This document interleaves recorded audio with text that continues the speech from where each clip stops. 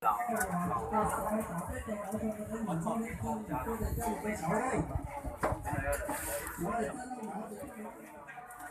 chân chuột tới tươi ta.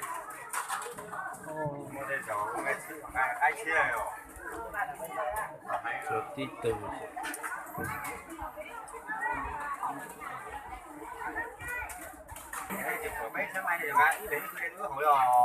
Này lỡ à, lấy chơi, giờ lấy chơi gì à, bé tí xịt to. Xem cái mùa tới gà này.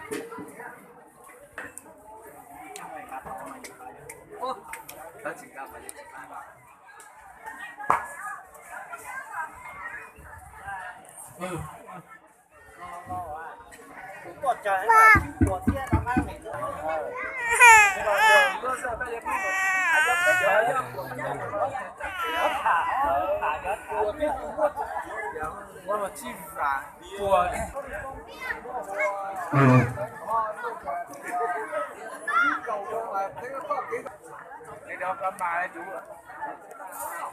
Chị ta như vậy không là đều là cho cả nơi mà chưa là được không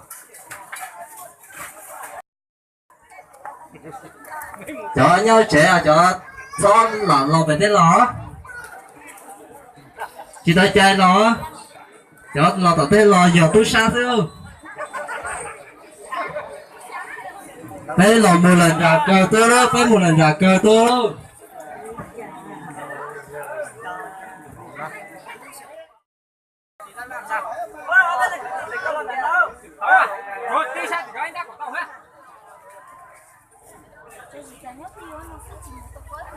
Nó chả ý nó từ lấy cho nhớ tao lọt trái của yêu tệ hết à của bao sẽ tao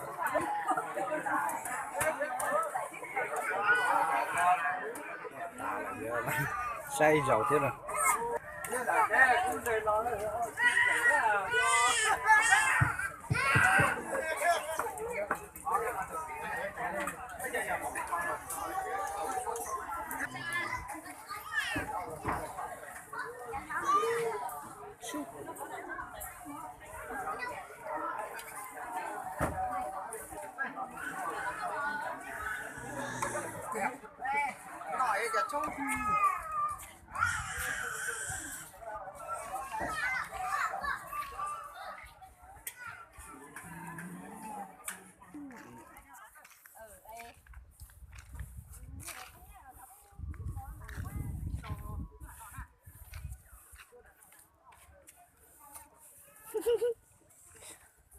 Buka.